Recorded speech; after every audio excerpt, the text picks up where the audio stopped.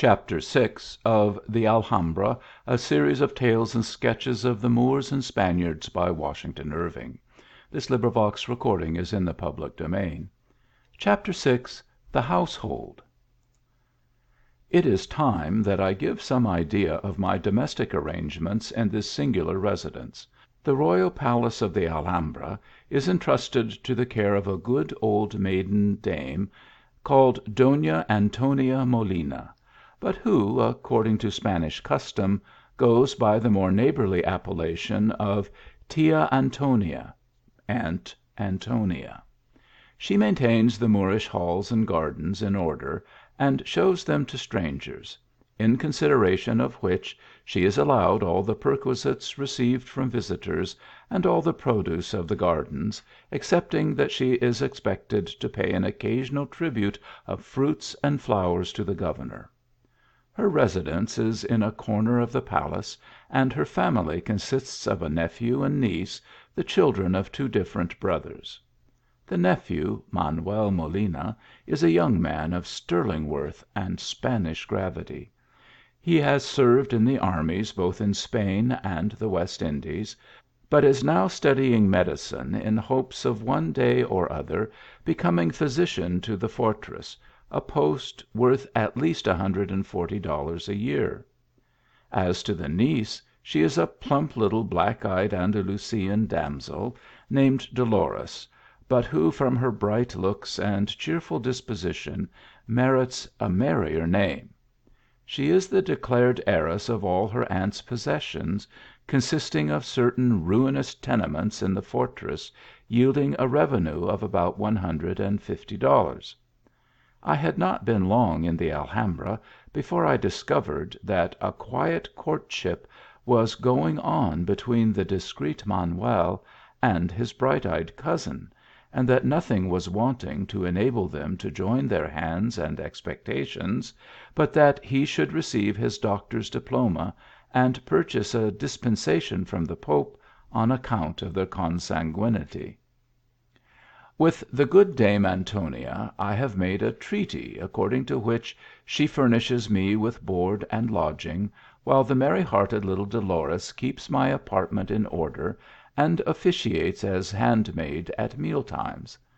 I have also at my command a tall, stuttering, yellow haired lad named Pepe, who works in the garden, and would fain have acted as valet, but in this he was forestalled by Mateo Ximenes, the son of the Alhambra.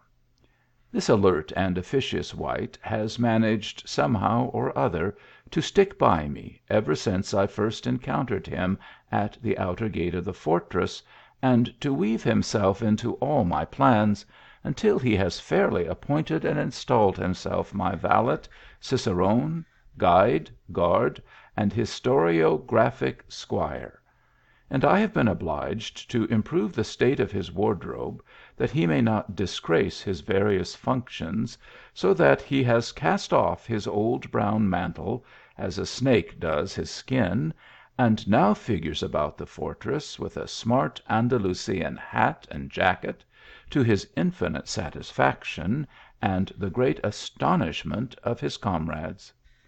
The chief fault of honest Mateo is an over anxiety to be useful. Conscious of having foisted himself into my employ, and that my simple and quiet habits render his situation a sinecure, he is at his wit s end to devise modes of making himself important to my welfare.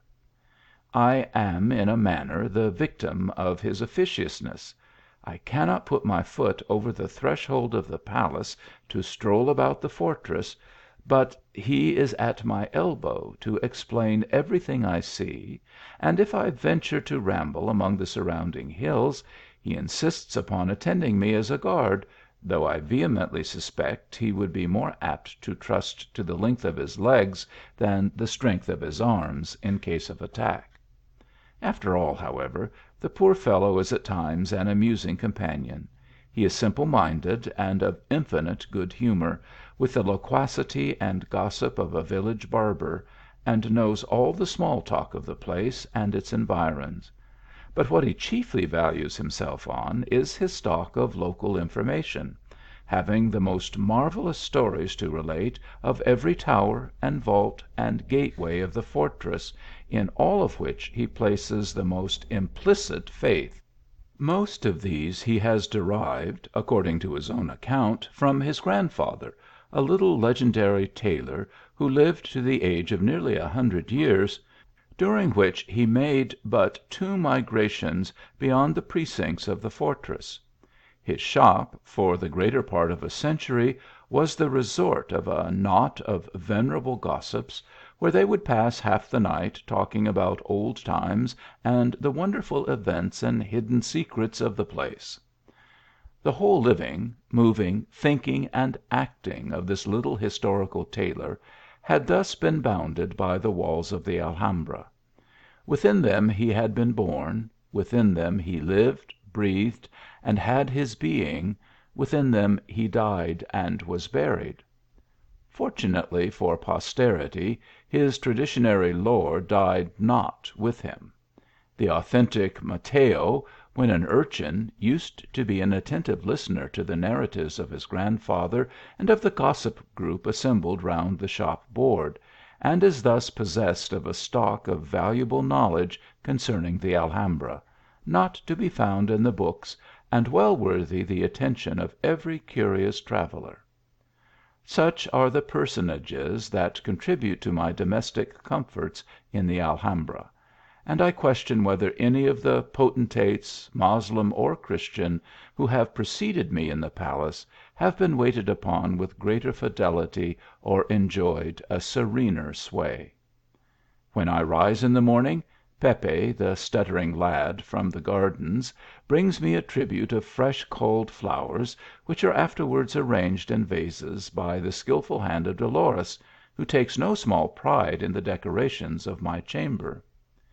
My meals are made wherever caprice dictates, sometimes in one of the Moorish halls, sometimes under the arcades or the court of lions, surrounded by flowers and fountains ; and when I walk out, I am conducted by the assiduous Mateo to the most romantic retreats of the mountains, and delicious haunts in the adjacent valleys, not one of which but is the scene of some wonderful tale. Though fond of passing the greater part of my day alone, yet I occasionally repair in the evenings to the little domestic circle of Dona Antonia. This is generally held in an old Moorish chamber that serves for kitchen, as well as hall, a rude fire place having been made in one corner, the smoke from which has discoloured the walls, and almost obliterated the ancient arabesques. A window with a balcony overhanging the balcony of the Darro, lets in the cool evening breeze, and here I take my frugal supper of fruit and milk, and mingle with the conversation of the family.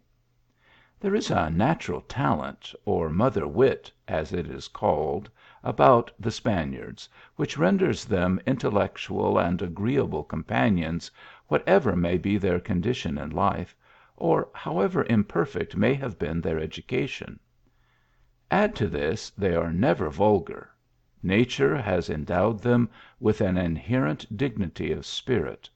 The good Tia Antonia is a woman of strong and intelligent, though uncultivated mind, and the bright eyed Dolores, though she has read but 3 or 4 books in the whole course of her life, has an engaging mixture of naivete and good sense, and often surprises me by the pungency of her artless sallies.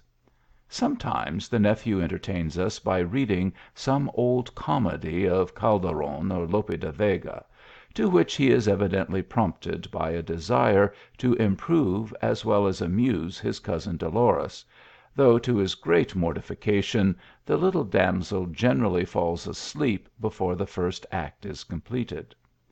Sometimes Tia Antonia has a little bevy of humble friends and dependents, the inhabitants of the adjacent hamlet, or the wives of the invalid soldiers. These look up to her with great deference as the custodian of the palace, and pay their court to her by bringing the news of the place, or the rumours that may have straggled up from Granada. In listening to the evening gossipings, I have picked up many curious facts, illustrative of the manners of the people and the peculiarities of the neighbourhood. These are simple details of simple pleasures ; it is the nature of the place alone that gives them interest and importance. I tread haunted ground, and am surrounded by romantic associations.